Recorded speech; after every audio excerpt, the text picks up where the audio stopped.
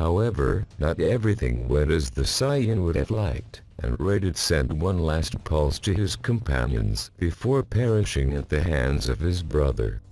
Because of this, his comrades received the last of his information, along with everything prior, just before the scouter was destroyed. That damn Kakarot must have finished off Raditz, Nappa said. Possibly. A week has already passed since his last transmission. If that idiot Raditz hasn't sent anything else, we'll assume he's dead and go look for Kakarot. Honestly, I don't care about Raditz at all, but from what little we were able to hear, he probably became very strong. That makes it quite interesting to see what kind of vermin managed to defeat Raditz, to see if he really is as strong as he seems, Vegeta said. I don't think it's a bad idea. While we're at it, we could also destroy a few other planets for Lord Frieza, his companion added. Nappa, don't you understand? That damn Frieza wants us dead. If we're still working for him, it's only because he hasn't killed us yet. But I, the Prince of the Saiyans, cannot live at the mercy of vermin like Frieza. I will not allow him to keep humiliating me, he said angrily. I understand, Prince, but what will we do if he starts looking for us or demanding that we meet his conditions? We won't show ourselves. We'll run away until I become strong enough to defeat him and avenge our entire race. Avenge our race? What are you talking about? Do you really think a meteor could just fall on planet Vegeta and destroy it? That no one would notice and that it would simply be wiped out?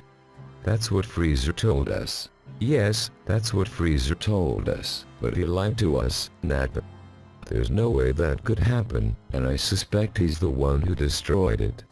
After all, his power is more than enough to do so, and he's also powerful enough that it would be extremely difficult to stop or deflect it. Then you're saying that? I'm still not completely sure, but I am almost certain that it was Frieza himself who destroyed and killed the Saiyans. But why would he do that? Are you stupid? Someone spread the legend of the Super Saiyan, and knowing us, knowing that we don't like serving anyone, he must have been afraid. Besides, the Super Saiyan would turn him to dust. That's why he destroyed it all, so that no one capable of killing him would ever be born, and so that we wouldn't be the ones to take control of the universe. Oh, now everything makes sense, Nappa finally exclaimed. Either way, that doesn't matter much right now. What matters is seeing how strong Kakarot really is, and that will take time, so we might as well use a few planets to train. The truth is that the beings we attacked last time were so weak they weren't even good for warming up, and my muscles will atrophy if I don't fight someone strong. That's right, Prince. We need strong opponents. I hope that idiot Kakarot isn't just a braggart. I hope so too. Still, the fact that he's stronger than Raditz already tells us a lot, the prince concluded, setting off with Nappa towards Earth. At this moment, a training session was taking place between the Saiyan, his son, and Piccolo. I don't know, I have a bad feeling, Goku added aloud. What are you talking about, Goku? Piccolo asked seriously. I don't know, but the best we can do for now is make good use of our time and train, Goku concluded, resuming training with the two of them. Due to their condition, neither of them was even capable of making Goku put in real effort against them. In fact, in order to progress, Goku had to train on his own, doing so by using Tien Shinhan's technique, cloning himself over and over again and fighting against his own copies. However, Ken and especially Piccolo, not wanting to fall behind, trained alongside him as well. Even so, due to the almost limitless latent potential of the Saiyan progenitor, despite the harsh training both of them underwent, instead of closing the gap in power, the opposite happened. The already nearly infinite distance between Goku and Piccolo, or Goku and Ken, grew even larger. However, this didn't only benefit Goku, but also his son and Namekian, since they refused to fall behind. This was what caused their power increases to be greater than in the original story. As time passed, our protagonist continued to grow, becoming so strong that his power seemed to have no end. Eventually, the arrival of the Saiyans finally came. However, Goku didn't only train for himself and to help his son and the Z fighters. Because, although I didn't mention it before, it is a fact that all the Z fighters continued training. Naturally, the ones who gained the most power were, without a doubt, Karin and Piccolo. Still, Krillin and the others also kept training. Returning to the point, Goku also went to Kami, who in turn warned him about the arrival of other Saiyans, all based on what King Kai had told him after observing Earth. Because of this, Kami showed Goku the Snake Way, which our Saiyan traversed in just a few minutes, arriving before King Kai. At Kami's direct request, King Kai taught him everything he knew, perfecting the Kaioken technique. Although it already worked, it still needed improvements, which, with King Kai's help, Goku fully mastered. In just a few days, Goku increased his power even further. However, the most important and remarkable thing was that his time with King Kai allowed him to maintain the Kaioken at nearly 100 times, while also controlling Kaioken combined with Super Saiyan. This was a massive advancement, since, as he had planned, he wanted to keep strengthening himself as much as his body allowed, even if he had to use other techniques. His main goal was to maintain Kaioken along with his Super Saiyan God transformation. However, based on King Kai's prediction, he decided to return before the Saiyans arrived. With only a few weeks left, Goku decided to personally train Gin, hoping he would achieve the first transformation, Super Saiyan. But due to a lack of rage, he only managed to slightly increase his son's battle power. Still, at the very least, Karin discovered something new, even if he couldn't fully achieve it. Meanwhile, Vegeta and Appa were flying in their ships at full speed toward Earth. During the journey, they discussed how Raditz could have been defeated, considering that he had easily surpassed his brother's power. I know it's not the time to think about this, but how is it possible that Raditz lost when only one day had passed since he defeated his brother? Nappa said. I don't know, Nappa. It was probably a lucky hit, a well-coordinated team effort. But from what little data remained, it detected a very unusual power over 100,000 units in a low-class Saiyan. That's practically impossible. Not even my father had that level of battle power, the prince replied. That's true. It could have been luck. I just hope it's not the legendary Super Saiyan. Kakarot? The legendary Super Saiyan? Don't make me laugh, Nappa. Even if that were the case, then I should be one too. I'm the prince, the successor of the most powerful being on planet Vegeta. If he is one, then so am I. That's true. You are the most powerful being among the Saiyans. It would be ridiculous for you not to be a Super Saiyan. Still, we must be cautious. We don't know Kakarot's exact battle power, or if he has some weapon capable of killing us. I don't believe he could surpass Raditz's power in a single day, though it's true Raditz was a weakling. Exactly.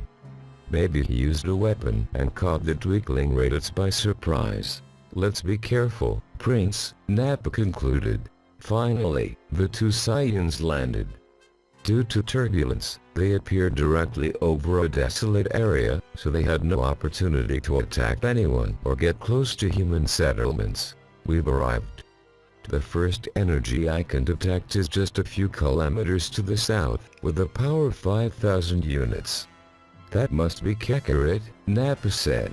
Suddenly, they began detecting several key signatures approaching. In total, 5 beings appeared and descended immediately. Who are you? Nappa asked, taking a battle stance. That doesn't matter, Nappa. We'll kill them in an instant. Their battle power doesn't exceed 500 units. They're so weak that even Sabine could defeat them, the prince added with a laugh. Nappa laughed as well and threw out some seeds he cultivated. Within seconds, Sabine began to emerge. I don't know who you are, but I recommend leaving this planet. I know you're Saiyans like me, but you don't have the battle power to defeat me, Goku said. I suppose you must be Kakarot. And that little one, judging by his tail, is also a Saiyan, your son, I presume. That's right. Allow me to introduce myself. I am the Saiyan Prince, Vegetalia, and this is my companion Nappa. Honestly, we want to test whether you really are powerful enough to have defeated Raditz, the one who attacked you a year ago. I defeated him myself with my own hands. And as I said before, I can sense evil intentions in you, so leave and I'll let you live. I don't want to kill more of my own kind, the Saiyan said with a confident smile. You're pretty arrogant for having such a low battle power, Nappa acted angrily as he lunged forward. However, when he tried to hit the Saiyan who, incidentally, moved aside to avoid harming the others, Nappa missed completely, not even seeing how he moved. What just happened? Nappa thought, immediately turning around.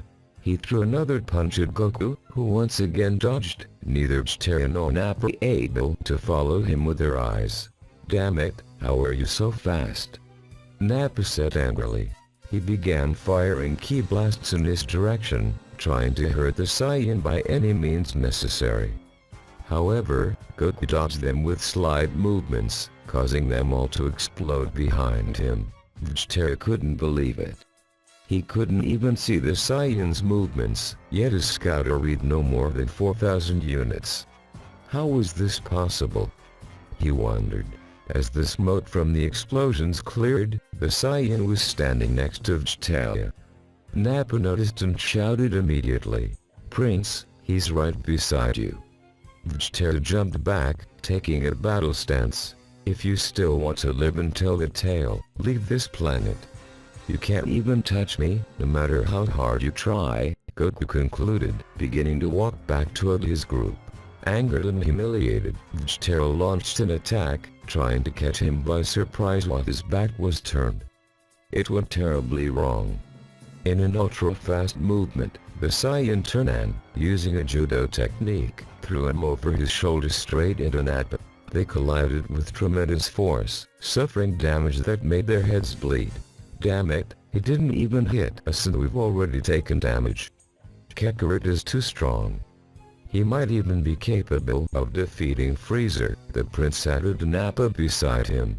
Nappa simply stared at him in shock. "Kakarot, I know you think we want to kill you, and in part, we do. You humiliated me. But before I kill you myself, there is someone named Frieza traveling the universe, searching for spheres capable of granting wishes. I don't know if you know who he is, but he's extremely powerful. He's the one who destroyed our planet, and he seeks immortality. Honestly, I wouldn't mind defeating him no matter how long it takes, but I know your power is enough to kill him. If that idiot Frieza achieves immortality, he'll be eternal and invincible. We wouldn't be able to defeat him, and that would be the end of everyone," the prince said aloud. "So someone is searching for the Dragon Balls. Is this Frieza really as powerful as they say, or is it nonsense?" Goku asked. "I don't know what your true power is, but he has enough strength to wipe out entire races. He was the one who destroyed planet Vegetalia, the planet of the Saiyans," the prince concluded. "Alright. I'll see what I do. But leave this planet. I'm not interested in you at all, and you're not good people. Anyone who puts my friends at risk, I will kill," Goku said. "Fine," Vegetalia concluded, leaving, to the stunned and shocked expression of his companion.